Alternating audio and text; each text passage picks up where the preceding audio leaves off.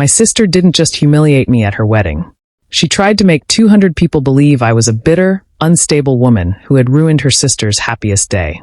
For 5 seconds, everyone believed her. I was seated beside my mother when Vera came behind me. Her fingers clamped around the chair.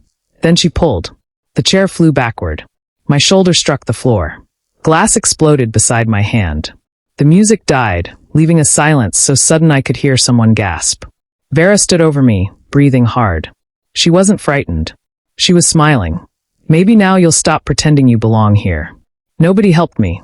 Then Jace, her groom, stepped away from the sweetheart table. He didn't look at me. His eyes stayed on Vera. Give me the envelope. Her smile disappeared. My mother went rigid. I pushed myself upright, staring between them. Jace finally looked at me. Your father left something for you, he said. And Vera has spent years making sure you never saw it. That was when I understood the chair wasn't the real story.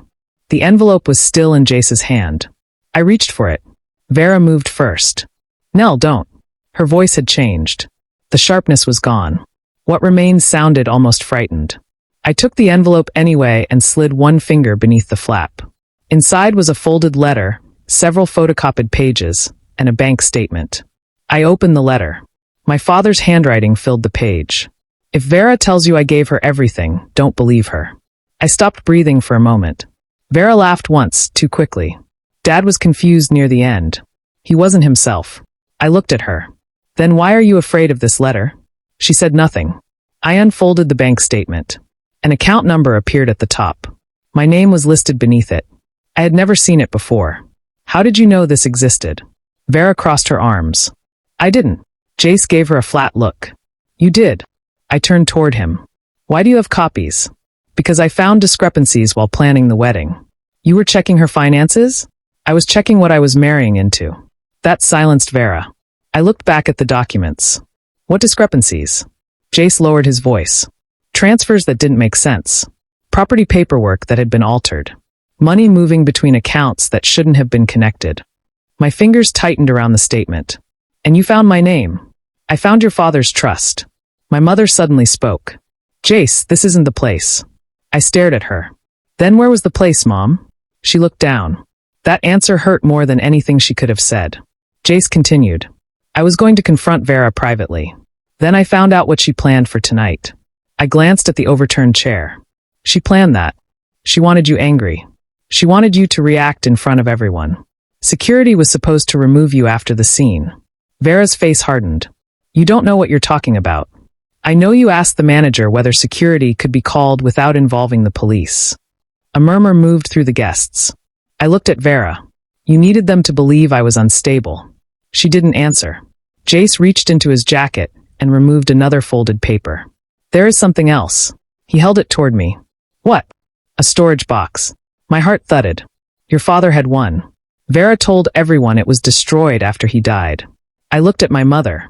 She closed her eyes. Jace turned toward the exit. It wasn't destroyed. I followed him. Outside, beneath the parking lot lights, he opened the trunk of his car. An old cardboard box sat beneath a gray blanket. Across the lid, in faded black ink, was my father's handwriting. Gavin Hale. My father's name. My hands went cold. My hands went cold. Jace pulled the blanket aside. The cardboard box was battered at the corners, its lid held shut with yellowed tape. Across it, my father's handwriting remained unmistakable. Gavin Hale. I touched the letters. He kept this. He did, Jace said. Vera didn't know I had it. I looked at him. How did you get it? Your father's attorney gave it to me after I showed him the paperwork I found. I lifted the lid. Inside were property records, business receipts, photographs, account statements, and sealed envelopes arranged in uneven stacks. My fingers stopped on a document bearing my name. I read it once. Then again. A trust. My father had placed part of his business ownership into it for me. Not Vera. Me. I carried the document back toward the reception. My mother stood near the entrance. Marnie. She looked at the paper. I can explain. Did you know about this? Her silence answered first. Yes, she finally said. Vera stepped forward. Mom was trying to protect us. I stared at her. From what? You wouldn't understand. Try me. Vera folded her arms. You were never interested in the business. Because I was told Dad didn't want me involved. Marnie's face tightened. That wasn't exactly what happened. I opened another folder. A withdrawal receipt. The date was 3 weeks after my father's funeral. The account belonged to the trust. The amount was large enough to make my stomach tighten. Who withdrew this? Nobody spoke. I turned the page around. Vera's name appeared beneath the authorization. She glanced at it. It wasn't stealing. I stared at her. What would you call it? The family needed the money. For what? Vera looked toward the reception hall. The venue. I followed her gaze. The flowers. The lights. The polished tables. The enormous cake. My wedding gift, apparently. Paid for with money that belonged to me. I looked at Marnie. How much did she take? My mother pressed her lips together. Vera answered instead. Enough. Another envelope lay beneath the receipts. My name was written across it. The handwriting was Dad's. I picked it up. Why didn't I get this? Marnie looked at Vera. Vera looked away. The answer settled between us without anyone saying it. Someone had kept my father's final letter from me. I placed it carefully on top of the other papers. Then I closed the box. The parking lot suddenly felt too small. I looked toward the reception doors. We're going back inside. Jace nodded. I carried the box myself. When I pushed through the reception doors, conversations died one by one. Guests turned in their chairs as I crossed the room with Gavin's handwriting facing upward on the lid. I stopped beside the head table. Cal. The venue manager approached cautiously. Yes, I need the original payment records for this wedding. Vera stepped forward. Why? I looked at her. Because I'm asking him. Cal glanced between us. What records? Deposits. Transfers. Final payments. Everything connected to the venue. He hesitated, then nodded. I'll get them. Vera caught his sleeve. Cal, you don't need to involve yourself in a family argument. Jace moved between them. You did that yourself. I just stopped helping you hide it. Vera stared at him. You're humiliating me. You managed that without my help. I opened the envelope bearing my father's name. The paper trembled slightly between my fingers. His handwriting covered both sides. He wrote that he'd discovered money disappearing from the family business. He suspected someone close to him had access to accounts, but his illness had prevented him from finishing the investigation. Then I reached the sentence that made my throat tighten. He wrote that he never believed I had abandoned him. Someone had prevented me from reaching him. I read it twice. My mother turned away. I looked at her. You knew. I knew he wanted to speak with you. Did you know he kept writing? Her eyes filled. I didn't know how to fix it. You could have told me the truth. She said nothing. I folded the letter carefully. All those years I'd believed Dad stopped wanting me. He hadn't. Someone had made sure I believed it. Cal returned carrying a thick folder. I found the original payment records. Vera's expression changed. Cal, put those away. He ignored her and handed them to me. I opened the folder. The first pages showed transfers made from an account connected to Gavin's business. Several bore Vera's authorization. I turned another page. There were dates, amounts, account numbers, signatures. Everything was painfully ordinary. That made it worse. I looked across the table at my sister. How long were you planning to keep me out of my own life? Vera opened her mouth. Nothing came out. The room remained silent. For once, nobody rushed to explain her behavior. Nobody told me to calm down. Nobody told me I'd misunderstood. I placed the records beside Gavin's letter. Then I waited. I placed the records beside Gavin's letter. Then I waited. Vera finally reached for the first page. These are complicated family accounts. Then explain them. She looked up. What? This transfer. I tapped the page. $28,000. Explain it. Vera glanced at the date. That was for business expenses. Which expenses? I don't remember. I turned to another page. And this one? She sighed. Nell, you're making this into something it isn't. I'm asking questions. Her jaw tightened. I slid a bank verification across the table. Your signature is here. Vera stared at it. That isn't my signature. Jace gave a humorless laugh. You signed it in front of me.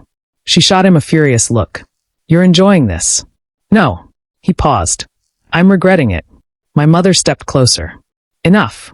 This doesn't need to happen in front of everyone. I turned toward her. It already happened in front of everyone. She stopped. You let me believe Dad wanted nothing to do with me. Marnie's eyes lowered. I thought I was protecting you. From what? From Vera. I looked at my sister. Marnie continued quietly. Your father was preparing you to take part in the business. He wanted you to understand the accounts before he became too sick. The room seemed to tilt. I remembered being 17, sitting outside his office while Mom told me he was tired of my questions. He hadn't been. She had intercepted his letters. I stared at her. How many? She began crying. I don't know. How many letters did you keep from me? I don't remember. Vera snapped. Mom was trying to keep this family together. I turned toward her.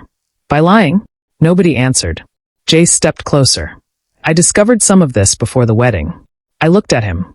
What exactly did you discover? Vera had planned to provoke you tonight. She wanted everyone watching when you lost your temper. My eyes moved toward the overturned chair. So they would think I was jealous. Yes. And unstable. Yes. I looked at Vera. You needed everyone to believe I was crazy before they learned why you were afraid of me. Her face hardened. You always think you're smarter than everyone. No. I touched Gavin's letter. I just finally have the documents. Cal returned to the table carrying another folder. I found something else. He placed it beside the others. The original payment records. Vera reached for them. I put my hand over the folder first. She froze. I opened it. Every amount, date, and authorization was there. This time, there was nowhere left for her to hide. I opened the folder. Every amount, date, and authorization was there. The first page showed money transferred from Gavin's trust toward the wedding venue. Someone behind me whispered, her wedding. Nobody answered. Vera shoved her chair back. You're all acting like I robbed a bank. You used my father's trust, I said. It was family money. It was legally mine.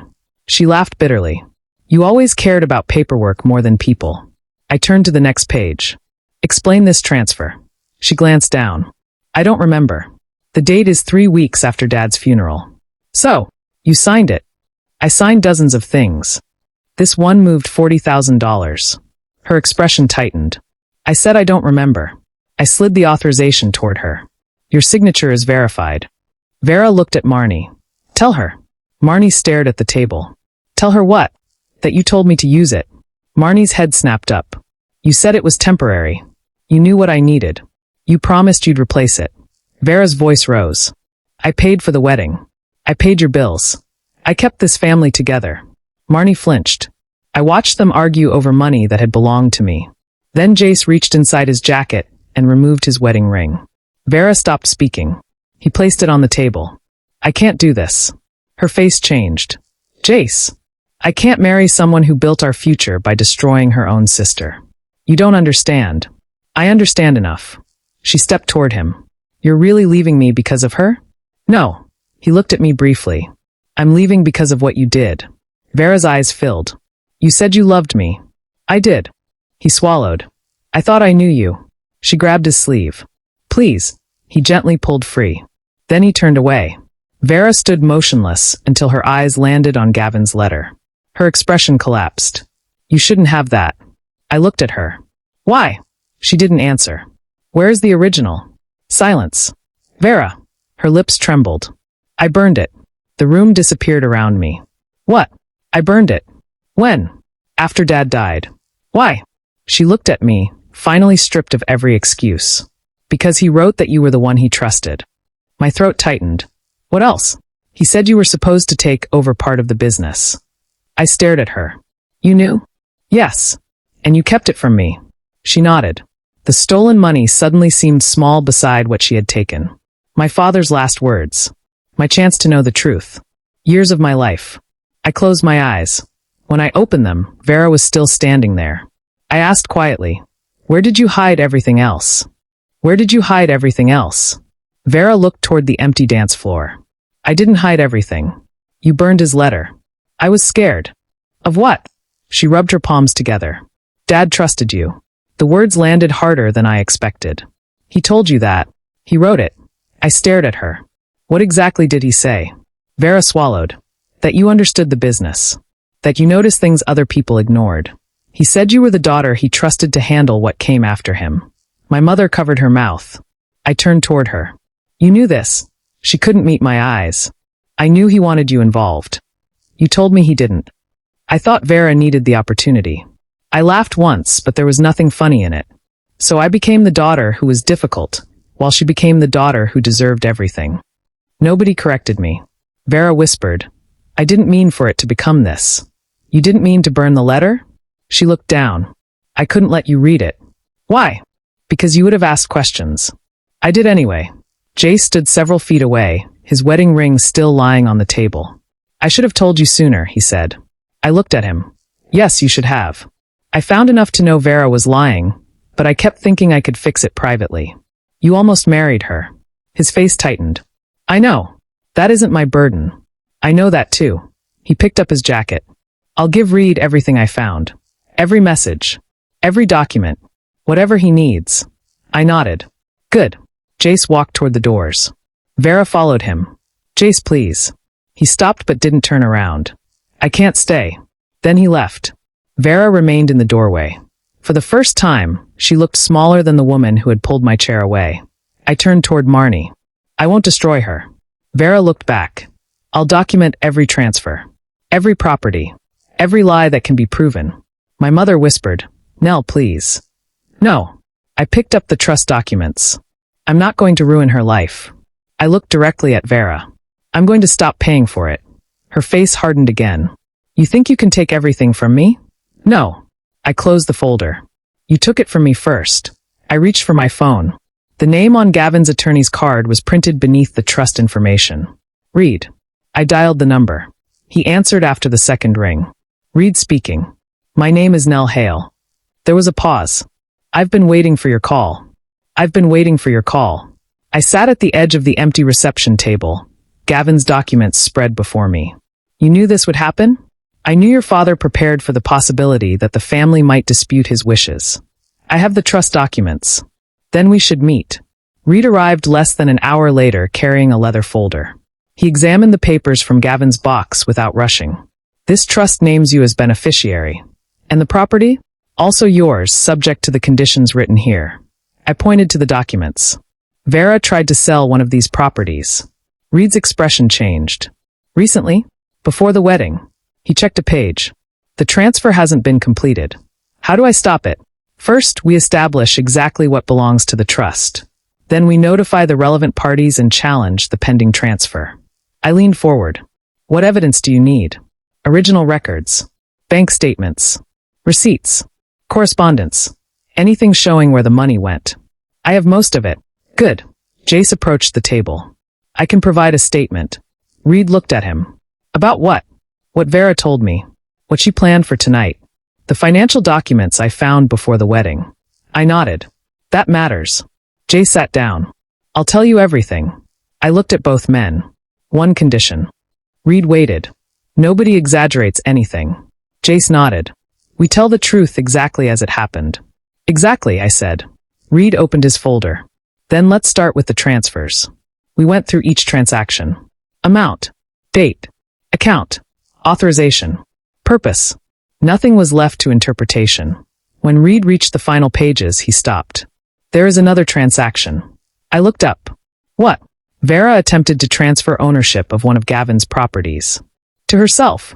To a third party. "Can she complete it?" "Not if we act now." He placed the paperwork in front of me. "This is the authorization you need." I read every line before signing. My hand didn't shake. Reed gathered the documents. "You understand what this means?" "I think I do." He looked at me carefully. "Your father wasn't leaving you money." I waited. "He was leaving you control." I looked down at Gavin's handwriting on the old envelope. For years, everyone had told me I was the daughter who had been left behind. Now I was sitting at the same table where they had made decisions without me, signing the documents that would finally put those decisions back where they belonged. Reed closed the folder. "From this point forward, they have to deal with you." I stood. "Then let's make sure they deal with the truth." "Then let's make sure they deal with the truth." Reed nodded and opened the final trust documents. We reviewed each page together. The business interest was confirmed. The property was confirmed. The trust was intact. The documents withheld from me were listed among the evidence. When I finished signing, Reed reached into his folder and removed a thin envelope. "There is one more thing." I looked at the handwriting. "Gavin." My fingers tightened around the paper. "Where did you get this?" "Your father left it with me." "Why didn't you give it to me before?" He instructed me to release it if the family dispute became serious. I opened the envelope. The letter was shorter than the others. My father's words were written in the same familiar hand. He said he knew there would be pressure on me to remain quiet. He told me not to confuse keeping peace with doing what was right. Then came the sentence that broke through whatever control I had left. He had never considered me difficult. He said I was the person who asked questions when everyone else wanted silence. I stopped reading. My eyes blurred. Reed quietly left the room. I pressed the letter against the table and cried. Not for the money. Not for the property. For all those years I'd believed my father had chosen Vera over me. The door opened. Vera stood there. She looked exhausted. No. I folded the letter. What do you want? I want you to stop this. Stop what? The legal action. She stepped inside. I'll repay everything. Repayment doesn't erase what happened. I know. Do you? She looked at the floor. I was afraid. You were afraid of losing your life. Yes. So you took mine apart instead. Her eyes filled. Can you ever forgive me? I held the letter against my chest. Maybe someday. She looked up. I continued. But forgiveness doesn't mean I give you another chance to do it. What do you want from me? I answered without raising my voice. My life back. She stood silently. I gathered the documents. The property would remain protected. The trust would remain intact. The stolen funds would be pursued through the proper channels. No threats. No spectacle. Just facts.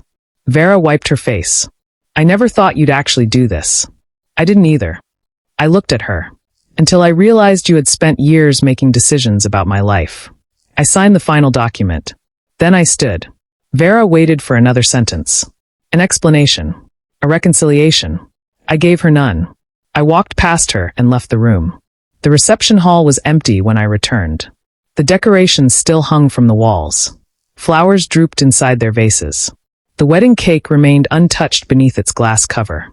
Near the head table, I saw the chair. The same chair Vera had pulled from beneath me. I walked toward it. One leg was slightly bent. I gripped the backrest, lifted it, and placed it upright beside the table. No applause. No witnesses. Just the quiet room. Now, I turned. Jace stood in the doorway. I called off the wedding. I nodded. I told Reed everything I knew, he continued. I'll cooperate with whatever happens next. Good. He hesitated. I don't expect anything from you. That makes two of us. He gave a faint, tired smile. I deserve that. Probably. He looked at the chair. I should have seen the truth sooner. You should have. I'm sorry. I believe you. He seemed surprised.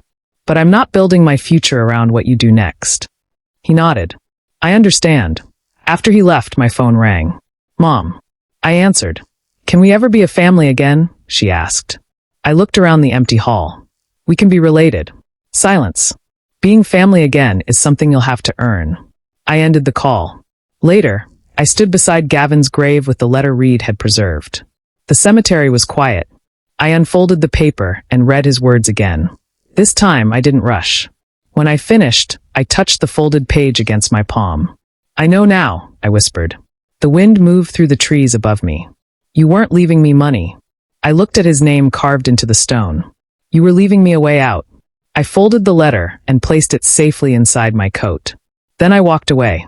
The chair remained in the reception hall, upright beside the table. Vera had pulled it away because she wanted me to fall. But I was the one who decided where it belonged. For the first time in my life, nobody moved it for me. I thought my family had already taken everything from me, until I discovered the truth. Subscribe for more gripping stories of betrayal, secrets, and justice, and stay with me for the next unforgettable story.